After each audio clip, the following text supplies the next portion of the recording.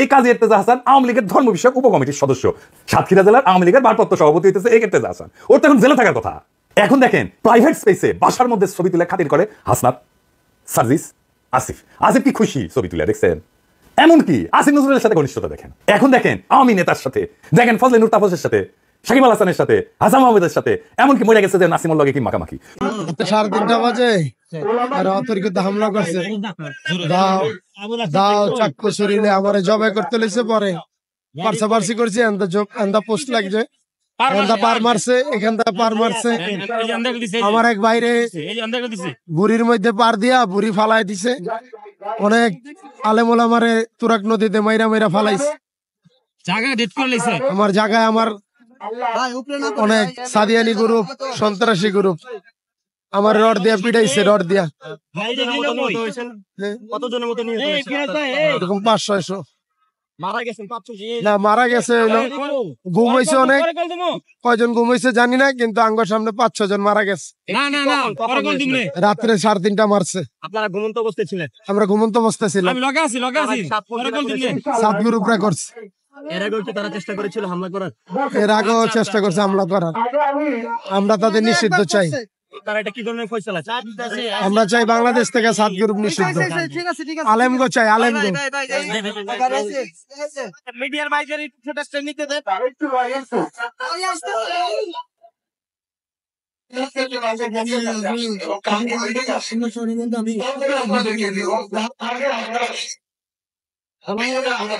আমার একবারে মায়ের ফেলতে চাইছিল, কিন্তু এদের কাছে আমি অনেক কাগজ মানুষের সাথে জান ভিক্ষা চাইছি। এবার আমাদের কিশোরগঞ্জ জেলার পাকুন্দিয়া থানার অবসরপ্রাপ্ত মিলিটারি ছিলেন আমিনুল হক বাচ্চু, ওনাকে চাকু মেরে নিহত করে ফেলাইছে একবারে। ওনার লাশ এখন টঙ্গিতে আছে। আমাদের অনেক সাথীকে আহত করছে এবং আমাদের টঙ্গীর ময়দানে অনেক লাশ পানিতে ভাসায় দিছে। এবং আমরা এটার পরিপূর্ণ শাস্তি চাই এবং মুয়াজ বিন নূর এর ফাঁসি চাই, ওয়াসিফ সাহেব তার ফাঁসি চাই। এবং সাতপন্থী কোন লোক আমাদের বাংলাদেশ থেকে কোন মসজিদের মধ্যে দেওয়া যাবে না। এদের কোন জামাত যেন আমাদের কোন মসজিদের মধ্যে না ঢুকতে পারে। এরা হইলো সাদের লোক, ইন্ডিয়ার লোক। এরা ইন্ডিয়ার এই সমস্ত ষড়যন্ত্রে আমাদের উপরে হামলা করছে। আমাদের আর এরা বিভিন্ন অস্ত্রের সরঞ্জাম, যুদ্ধের সরঞ্জাম মনে হয় নিয়ে গেল। ওখানে তাদের সাথে হাতুড়ি থাকবে কেন, অস্ত্র থাকবে কেন, ছুরি থাকবে কেন? আর অস্ত্র এবং ছুরি বিভিন্ন সরঞ্জাম তো পরিষ্কার বলে দেয় যে এটা কোনো সংঘর্ষ না, এটা সম্পূর্ণ পরিকল্পিত একটা হামলা। সেই পরিকল্পিত হামলা যারা করেছে, আজকে সারা দেশ থেকে এখানে দায়িত্বশীলরা আসছে দাবি জানানোর জন্য। অতি দ্রুত দৃষ্টান্তমূলক শাস্তি দিতে হবে এবং বাংলাদেশ থেকে সাতপন্থীদেরকে এদের তাবলীগের নামে সেই জঞ্জাল পরিষ্কার করে নিষিদ্ধ করে উলামায়ে কেরামের জন্য সারা দেশকে ওপেন করে দিতে হবে। যদি করে না দেওয়া হয়, যদি বিলম্ব করা হয়, এই ক্ষেত্রে উলামায়ে কেরামের থুতুর সাথে কয়েকজন মানুষ তারা ভেসে যাবে বঙ্গোপসাগরে। এটাই মনে হয় এদেশের আপামর জনতা, তৌহিদি জনতা এটাই ধারণা করছে। ধন্যবাদ। গতকালকে হচ্ছে আমরা যখন আমাদের জায়গা থেকে জানতে পারি যে সাতপন্থীদের স্টুডেন্ট যে গ্রুপগুলো রয়েছে তারা সচেতন ছাত্র সমাজ বা এরকম একটি নাম দিয়ে আসলে আমাদের প্রধান উপদেষ্টার যে বাসভবন অর্থাৎ যমুনা এটি ঘেরাও করার কিংবা এর সামনে অবস্থান কর্মসূচি নেওয়ার একটি পরিকল্পনা করে, তখন আমরা আমাদের জায়গা থেকে তাদের মধ্যকার যে সমস্যাগুলো, এই সমস্যাগুলো সমাধানের জন্য দুই গ্রুপে তাবলীগের অর্থাৎ সাতপন্থী গ্রুপ এবং জোবায়েরপন্থী যে গ্রুপ, এইগুলোর মধ্যে তাদের মধ্যে যে বিভিন্ন রকমের সমস্যা চলছে, এগুলোর জন্য একটি যৌক্তিক উপায় সমাধান হয়। এটির জন্য আমরা প্রথমে গতকালকে রাত 12টার দিকে আমাদের জায়গা থেকে অর্থাৎ আমাদের টঙ্গীর যে পশ্চিম সাইডে যে মসজিদটি রয়েছে, ওই মসজিদের ওইখানে যাই যেখানে সাতপন্থীরা এখন অবস্থান করছে। সেই জায়গাটিতে আসলে আমরা গিয়ে তাদের সাথে রাত 12টা থেকে প্রায় 2টা পর্যন্ত কথা বলি এবং তাদের জায়গা থেকে তারা যে চিন্তাটি করেছিল সকাল 10টায় এখানে তারা অবস্থান কর্মসূচি ঘোষণা করবে এরকম একটি কথা ছিল। এবং তারা বলেছিল এটি কেন, কারণ তারা মাওলানা সাদ সাহেবের ভিসা চায় এবং তারা তাদের জায়গা থেকে 5 দিনের জোর করার 20 থেকে 25 তারিখ পর্যন্ত জোর করার একটি দাবি জানায়। আমরা আমাদের জায়গা থেকে সেখান থেকে যে সিদ্ধান্তটি নিয়ে আসি সেটা হচ্ছে একটি সিদ্ধান্ত, যে আমরা আমাদের জায়গা থেকে বলি যে প্রধানমন্ত্রী আমাদের যে হচ্ছে প্রধান উপদেষ্টার যে বাসভবন, তিনি আসলে এই অভ্যুত্থানের স্পিরিটকে সামনে রেখে গণভবনে না থেকে যমুনায় থাকেন। এটি তুলনামূলক অরক্ষিত হওয়ার কারণে আমাদের যখন ইচ্ছা বসবো আর এটি আমাদের দেশের একটা অস্থিতিশীলতার চিত্র তুলে ধরবে। এটি কখনো হতে পারে না, এটি যৌক্তিক না, আমরা এটিকে সমর্থন করি না। সেই জায়গা থেকে আমরা তাদেরকে এটি অনুরোধ করি যে তারা যেন এখানে অবস্থান কর্মসূচি কিংবা ঘেরাও কর্মসূচি না করে, তারা এই অবস্থান থেকে সরে আসে। তারা তাদের জায়গা থেকে স্পষ্টভাবে দুইটি দাবি জানায়। এক নম্বর যে দাবিটি সেটি হচ্ছে যে তারা মৌলানা সাদ সাহেবের ভিসা নিশ্চিত চায়। দ্বিতীয়ত তারা 20 তারিখ থেকে 25 তারিখ 5 দিনের জোর করতে চায়। আমরা তাদের কাছে বলি যে 5 দিন করে যাবেন কিনা, এই কমিটমেন্টটুকু যদি আপনাদের থাকে যে 25 তারিখ আপনাদের যখনই শেষ হয়ে যাবে তখন আপনারা চলে যাবেন, তাহলে আমরা আমাদের জায়গা থেকে এই দুইটি দাবি নিয়ে, আরেকটি যে গ্রুপ রয়েছে যারা এখন কাকরাইল মসজিদে অবস্থান করছে, জোবাইরপন্থী গ্রুপ, এবং সেখানে হেফাজতের নেতৃবৃন্দ রয়েছেন, তাদের সাথে আমরা গিয়ে কথা বলবো। তারা যখন এই কথাটি দেয় যে তারা এই কমিটমেন্টটি করছে 25 তারিখে তারা ছেড়ে দিবে, আমরা সেখান থেকে রাত 2টার দিকে কাকরাইল মসজিদে আসি।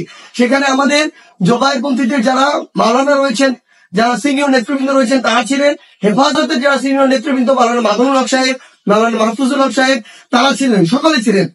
আমরা যখন তাদের সাথে আলোচনা করছি, রাত 2টা থেকে 3টা যখন ক্রস করে যাচ্ছে, তখন এই আলোচনা চলাকালীন সময় আমাদের কাছে ফোন আসে যে সাতপন্থীদের যে গ্রুপটি রয়েছে সেখান থেকে তারা তাদের জায়গা থেকে ওই যে আরেকটি যে মাঠ রয়েছে, যে মাঠটি হচ্ছে ইস্তেমার যে মাঠ, যে মাঠটি, সেদিকে যাওয়ার জন্য তাদের 10, 15, 20 হাজার মানুষ আসলে ওই রকম একটি তাদের পরিকল্পনা কিংবা মুভ দেখা যাচ্ছে। আমরা সাথে সাথে সাতপন্থীদের যে মাওলানা আব্দুল্লাহ সহ আরো 2 জনকে ফোন দিয়ে বলি যে আপনাদের সাথে কি কথা হয়েছে যে আপনারা 10টা এখানে বসবেন না, এবং আপনাদের 2টা দাবি নিয়ে আমরা আমাদের জায়গা থেকে এখনই আরেকটা গ্রুপের সাথে কথা বলবো, কালকের মধ্যে অর্থাৎ আজকেই আপনাদের 2 গ্রুপের বসার ব্যবস্থা করব। মাওলানা সাদ সাহেবের ভিসা বা এই সংক্রান্ত আলোচনা সেখানে হবে। এই যে আমাদের 5 দিন যে আপনারা থাকতে চাচ্ছেন, এই কমিটমেন্ট যদি আপনারা দেন সেটি নিয়েও সেখানে আলোচনা হবে। যখন আমরা জানতে পারি তাদের দিকে মুভ করছে, আমরা তাদেরকে স্পষ্ট করে বলি আপনারা যদি সেদিকে মুভ করেন আমাদের আলোচনা চলাকালীন, তাহলে আপনারা আমাদের আলোচনাকে অসম্মানিত করছেন এবং আমাদের প্রতি যে শ্রদ্ধাটুকু রাখা উচিত আপনাদের, সেটুকু আপনারা রাখছেন না। সেটি যদি করেন তাহলে আপনাদের পক্ষে আমাদের অবস্থান থাকবে না, একদম ক্লিয়ার বলে দিই। এবং আমাদের জায়গা থেকে এরকম কোন মেসেজই ছিল না যে আপনারা ওইখানে চলে যান, 5 দিনের জন্য অবস্থান নেন। এটা কোনোদিন আমরা একটা প্রতিনিধি দল কখনো বলতে পারি না। এটা পুরো একটি সরকারের বিষয়, মন্ত্রণালয় বা উপদেষ্টাদের বিষয় এবং প্রশাসনের সামগ্রিক একটি ডিসিশন। ইভেন গাজীপুর মেট্রোপলিটন পুলিশের ডিসিশন দেওয়ার কেউ না। সেই জায়গা থেকে তারা এইসব কোনো কিছু তোয়াক্কা না করে, যেটা হলো যে সেখানে এই দখলের বিষয়টিতে সেদিকে চলে যাওয়া হলো এবং ফাইনালি এখানে একটি সংঘর্ষ ঘটলো, যেই সংঘর্ষে 3 থেকে 4টি প্রাণ আমরা হারিয়েছি। আসলে সবচেয়ে গুরুত্বপূর্ণ কথা, গতকালকে আমরা তাদেরকে বলেছি যে তাবলিগের আসলে আপনার যে কাজগুলো করছেন এগুলো তাবলিগের স্পিরিটের সাথেও যায় না, এগুলো ইসলামের মুসলিমের স্পিরিটের সাথেও যায় না, কোনো কিছুর সাথেই যায় না। এখানে আপনাদের ব্যক্তিগত গোষ্ঠীগত কোনো জিনিসের মানে বহিঃপ্রকাশ আপনারা এখানে ঘটাচ্ছেন, ক্ষোভের হোক দ্বন্দ্বের হোক, এই বহিঃপ্রকাশগুলো ঘটাচ্ছেন। এবং সবচেয়ে গুরুত্বপূর্ণ বিষয় হচ্ছে যে এই জিনিসটি হয়েছে এখানে, এটা সম্পূর্ণ অনাকাঙ্ক্ষিত এবং আমাদের মতের বাইরে গিয়ে এই বিষয়টি আসলে গতকালকে সেখানে হয়েছে এবং আমাদের আলোচনাকে শ্রদ্ধা বা সম্মানটুকু জানানো হয়নি। এবং আরেক পক্ষের সাথে আলোচনা চলাকালীন সেখানে এরকম আক্রমণ এবং রক্তাক্ত ঘটনা ঘটেছে। সেই জায়গা থেকে আমরা শুধু আমাদের জায়গা থেকে একটি জিনিসই বলি, আজকে এখন সাত গ্রুপ সেখানে অবস্থান নিয়েছেন, আমি জোবাইরপন্থীদের যারা রয়েছেন আপনাদেরকে একটি বিষয় শুধু অনুরোধ করব, যেটি গতকালকে রাতে তারা ঘটিয়ে ফেলেছেন বা বিভিন্নভাবে ঘটে গিয়েছে, সেই একই জিনিসের জন্য বড়ভাবে আর পুনরাবৃত্তি না হয়। কাউকে না কাউকে আসলে এই পরিচয়টুকু দিতে হবে যে আপনি যে তাবলিগ দিনের প্রচার ইসলামকে ধারণ করেন, এবং এটার জন্য আমাদের এই রক্তারক্তিটি এড়াতে হবে। আমরা যেন এই মনে না করি যে এখানে জীবন দিয়ে দিব আর শহীদ হয়ে আমি জান্নাতে চলে যাব। আমরা আমাদের ক্ষুদ্র জ্ঞান থেকে মনে করি এটা শহীদ হয়ে জান্নাতে যাওয়ার কোনো জায়গা হতে পারে না, এটা কোনো উপায় হতে পারে না, বরং এটা তাবলিগের মধ্যে, ইসলামের মধ্যে, মুসলিমের মধ্যে, দেশের মধ্যে একটি বিশৃঙ্খলা সৃষ্টি করা হচ্ছে।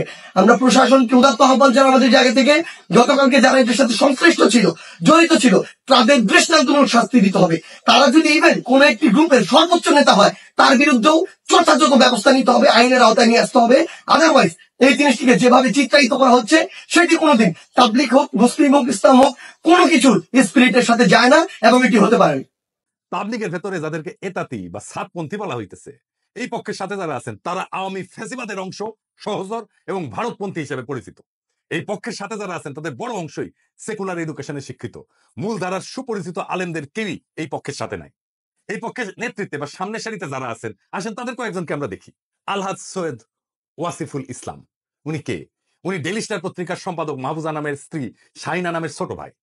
উনকাল একজন মুক্তিযোদ্ধা, মানুষ হিসাবে খারাপ না, কিন্তু ওই যে মুক্তিযোদ্ধার ট্রেনিং আছে তো ইন্ডিয়ায়, তাই ইন্ডিয়া ইন্টারেস্টের পাশে উনি দাঁড়াইছেন। ছবিতে দেখেন তাবলিগের এতাতি গ্রুপের মুরব্বী সৈয়দ ওয়াসিফুল ইসলাম সামনের সারির ডানি বসা, দেখা দেন এদিকে পেছনের সারিতে বসা সৈয়দ ওয়াসিফুল ইসলামের বোন দিল্লি স্টারের সম্পাদক মাহফুজা নামের স্ত্রী, তার পেছনে দাঁড়ানো মাহফুজা নাম, এবং বাম পাশে এতাতি গ্রুপের অপর নেতা মুফতি ওসামা ইসলাম পাগড়ি পড়া, আর মৌলানা আবু রেজা নদভী আওয়ামী লীগের এক ভোট ডাকাত এমপি, আর কে সাতক্ষীরা জেলার আওয়ামী লীগের ভারপ্রাপ্ত সভাপতি কাজী এর্তেজা হাসান, আমরা তার পরিচয় আরো বিস্তারিত ভাবে দেখব। আর কে মুফতি ওসামা ইসলাম সাতপন্থী অংশের অন্যতম মুরব্বী সৈয়দ ওয়াসিফুল ইসলামের ছেলে মৌলানা মুয়াজ বিন রুর, এই সকলে এরা সকলেই আওয়ামী ফ্যাসিবাদের সমর্থক এবং খুনি হাসিনা সরকারের ঘনিষ্ঠ হিসেবে পরিচিত। বিগত 15 বছরের দুঃশাসনের আমলে রাষ্ট্রীয় ছত্রছায়ায় এরা বাইরে উঠছে। এই তাবলিগের এই বর্তমান সংকটে কারা ইন্ধন যোগাচ্ছে? ভারতের আগ্রাসী হিন্দুত্ববাদী শক্তি এই অঞ্চলে ইসলাম এবং মুসলমানদেরকে দাবায় রাখতে নানা কর্মকাণ্ড চালাইছে। আপনারা জানেন, এর অংশ হিসেবে তারা নীরবে এবং সুশৃঙ্খল ভাবে ইসলামের প্রসার এবং দাওয়ার কাজ চালায় যাওয়া প্রভাবশালী সংগঠন তাবলিগ জামাতে বিভেদ, বিরোধ এবং বিবাদ ঘটায় একে দুর্বল করার একটা মিশন হাতে নেয়, ওয়ার অন টেররের পরিকল্পনার অংশ হিসেবে। ভারতের প্রেসক্রিপশনের পাশাপাশি আওয়ামী ফ্যাসিবাদী সরকারও এই ইসলামপন্থীদের মধ্যে বিভেদ, বিবাদ, বিশৃঙ্খলা তৈরি করে নিজেদের ক্ষমতাকে হুমকি মুক্ত রাখতে বাংলাদেশের তাবলিগের সংকট সৃষ্টি করে, এই সংকটকে জিয়ায় রাখার কৌশল গ্রহণ করে। অথচ আপনারা যদি ইতিহাস দেখেন, দেখবেন তাবলিগ জামাতের কার্যক্রম প্রচলনের শুরু থেকে 2016 সালের আগ পর্যন্ত তাদের মাঝে কোনো মতাদর্শগত বিভেদ, কোনো বিবাদ, কোনো বিশৃঙ্খলা ছিল না। 2016 সালের পর থেকে এই বিভেদ শুরু হয় এবং এরপর থেকে ভারতের প্রেসক্রিপশন আর আওয়ামী লীগ তার নিজস্ব শক্তিকে এই বিভেদ তৈরিতে নিযুক্ত করে। আর বর্তমানে ফ্যাসিবাদের পতনের পরে তাবলিগের সংকট আরো গভীর হয়েছে। কেন? কারণ এইটা হইতেছে তাবলিগ লীগ। আসেন আমরা তাবলিগ লীগটা দেখি, কারা কারা এই তাবলিগ লীগ। আওয়ামী ফ্যাসিবাদী সরকারের পতনের পর বিচারক লীগ, আনসার লীগ, গার্মেন্টস লীগ, রিক্সা লীগ, ছাত্রলীগ, ইসকন লীগ, এগুলোর মাধ্যমে বিপ্লব এবং জন অভ্যুত্থানকে নস্যাৎ করা এবং অন্তর্বর্তী সরকারকে ব্যর্থ করার দেশবিরোধী নানা চক্রান্তের মতোই ভারতের মদতপুষ্ট আওয়ামী ফ্যাসিবাদীরা তাবলিগের এতাতি গোষ্ঠীকে দিয়ে একটা বড় গোলযোগের চেষ্টা করতেছে। এই এতাতি গ্রুপ একটা অতি ক্ষুদ্র অংশ, অথচ এদের শক্তিকে ফুলায় ফাপায় বড় করে দেখানোর চেষ্টা করা হয়। মাহফুজা নামের ঘনিষ্ঠ আত্মীয়তা সূত্রে ডেইলি স্টার এবং প্রথম আলো এই সংকটের শুরু থেকেই এতাতিদের পক্ষে নিয়ে তাদের অনুকূলে প্রচুর নিউজ প্রচার করে এবং ইন্ধন যোগায় আসে। এডিটর সাহেব, তাবলিগের এতাতিদের পক্ষে প্রথম আলো লিখা সার্চ দেন তো গুগলে, কার নিউজ আসে দেখেন। আর গত কয়েকদিনে প্রথম আলো সংবাদ পরিবেশনের চিত্র দেখলে বুঝবেন এই সার্চ দেওয়ার পরে। আমি আর বিস্তারিত গেলাম না। মজার বিষয় হচ্ছে প্রথম আলো, ডেইলি স্টার, কালের কণ্ঠ, বাংলাদেশ প্রতিদিন, যুগান্তর, কালবেলা এই সমস্ত পত্রিকা আলেম ওলামা সহ ইসলামপন্থীদের সংবাদের প্রকাশ বড় বড় এড়ায় গেলেও 2017 সালে তাবলিগের চলমান সংকটের শুরু থেকেই এতাতি গ্রুপের পক্ষ নিয়ে নানা ইন্টারেস্টিং নিউজ করে আসতেছে। এখন এই মুহূর্তে তাবলিগের এই দুই গ্রুপের বিভেদ কোন পর্যায়ে আছে, এটা আমার দর্শকদের একটু জানা থাকা দরকার। আমি যতটুকু অনুসন্ধান করে পাইছি সেটার ভিত্তিতে আমি বলতেছি, আপনারা বাস্তবতার সাথে মিলাই দেখবেন। তাবলিগ জামাতের দুই পক্ষের সার্বিক পরিস্থিতি বর্তমানে যে জায়গায় ঠেকছে, এতে করে এই দুই পক্ষে ঐক্যবদ্ধ করা আর সম্ভবপর না। কারণ এক পক্ষে যারা নেতৃত্বে আছেন তারা হইতেছেন মূল ধারার আলেম সমাজ এবং অন্য পক্ষের নেতৃত্বে যারা আছেন তারা হইলেন আওয়ামীপন্থী জেনারেল শিক্ষিত। এই আওয়ামীপন্থী অংশকে নিঃশর্ত সমর্থন যোগাচ্ছে প্রথম আলো, ডেইলি স্টার সহ ভারত বান্ধব মিডিয়া সমূহ। কারণ সাধারণ মুসলিম এদের সাথে নাই বললেই চলে, এদেরকে জিয়ায় রাখছে প্রথম আলো, ডেইলি স্টার সহ ভারতপন্থী মিডিয়াগুলা। আসেন এবার এই এতাতি নেতা একজন সৈয়দ কাজী এর্তেজা হাসানকে দেখি। আসেন তার কিছু ছবি দেখি। দেখেছেন হাসিনার সাথে জননেত্রী শেখ হাসিনার ধর্মচিন্তা নামে বইও লিখছে, দেখেছেন? সাতক্ষীরা 2 আসনে আওয়ামী লীগের মনোনয়ন জমা দিতেছে। দেখেন এতাতিদের পৃষ্ঠপোষকতায় অনন্ত জলিলও আছে। অনন্ত জলিল মাঝে মাঝে দেখেন না ধর্ম নিয়ে সিকুর পারে, কেন? এই যে এই এতাতিদের সাথে আছে। অনন্ত জলিলের দেখে আবার অনেকে গইলা যায়, কারণ অনন্ত জলিল এই এর্তেজা হাসান আর মুফতি ওসামা ইসলামের বন্ধু। এতাতি নেতারা আবার সিনেমাও বানায়, দেখেন দেখেছেন? আবার ওইটা আবার অনন্ত জলিল প্রমোট করে, চমৎকার ডিস্কো হুজুর আর কি। জালিয়াতি আর প্রতারণার অভিযোগে গ্রেপ্তার করা হয়েছিল এই এর্তেজা হাসানকে। হাসিনাই গ্রেপ্তার করছিল, মানে কত বড় হইলে যার এটা উপেক্ষা করে রাখতে পারে না। হাসিনার সাথে নিয়মিত সফরে যাইতো এর্তেজা, আরব আমিরাতে গেছে, ইন্ডিয়া সফরে গেছে। তার প্রতারণার বিরুদ্ধে ঢাকায় মানববন্ধন পর্যন্ত হয়েছে। দেখেন দেখেন কি কয়, জাতির পিতার রক্ত দিয়া আরো বেশি ঋণী করে গেছেন এর্তেজা হাসান। এই কাজে এর্তেজা হাসান আওয়ামী লীগের ধর্ম বিষয়ক উপকমিটির সদস্য, সাতক্ষীরা জেলার আওয়ামী লীগের ভারপ্রাপ্ত সভাপতি হইতেছে এই এর্তেজা হাসান। ওর তো এখন জেলে থাকার কথা। আবার প্রথম আলো তারা কেমনে প্রমোট করে দেখেন, জামিন পেয়েছে এটা মামলায়, সেটাও এত বড় নিউজ করেছে। আরে আশ্চর্য ব্যাপার, দেখেছেন কারো জামিন পেলে এত বড় নিউজ করে? না জানি ওই একটা কোন বড় একটা তালে বয়সে গেছে। এখন দেখেন প্রাইভেট স্পেসে বাসার মধ্যে ছবি তুলে খাতির করে হাসনাত, সার্জিস, আসিফ। আসিফ কি খুশি ছবি তুলে, দেখছেন? এমনকি আসিফ নজরুলের সাথে ঘনিষ্ঠতা দেখেন। এখন কইতে পারেন আপনারা রাজনৈতিক নেতা হয়েছেন, পরিচিত ফিগার হয়েছেন, পাবলিক ফিগার হয়েছেন, আপনার সাথে তো পাবলিক এসে ছবি। আরে ভাই, এটা তো প্রাইভেট স্পেসে বাসার মধ্যে ছবি দেখেন। এভাবে প্রাইভেট ছবি তোলার আগে তো তার ব্যাকগ্রাউন্ড চেক করা যায় যে এই লোকটা কে। এখন দেখেন আওয়ামী নেতার সাথে, দেখেন ফজলে নূর তাপসের সাথে, সাকিব আল হাসানের সাথে, হাসান আহমেদের সাথে, এমনকি মরে গেছে যে নাসিমুল লগে কি মাখামাখি। সুতরাং এই যে বিবাদে যদি দেশ বরণ্য গ্রহণযোগ্য আলেম এবং দায়িত্বশীল বর্গ আগায়ও আসে, এই দুই পক্ষকে ঐক্যবদ্ধ করার উদ্যোগ সফল হবে এটা কখনো আশা করা যায় না। কারণ এটা তো বুঝলেন যে এই বিভেদ বা বিবাদটা চাপায় দেওয়া আধিপত্যবাদী হিন্দুত্ববাদী শক্তি এই বিভেদটা চাপাই দিছে। এখন এই পর্যায়ে কি করা যায়, এটা একটা সলিউশন তো করতে হবে। ভাই আমি তো ডাইরেক্ট অ্যাকশনের লোক, এই এর্তেজারের 3rd ডিগ্রি দেওয়া উচিত এক্ষুনি। তারা তো হাসিনাই ধরেছিল, ওই মামলা আজকে ওরা প্যাকেট করেন।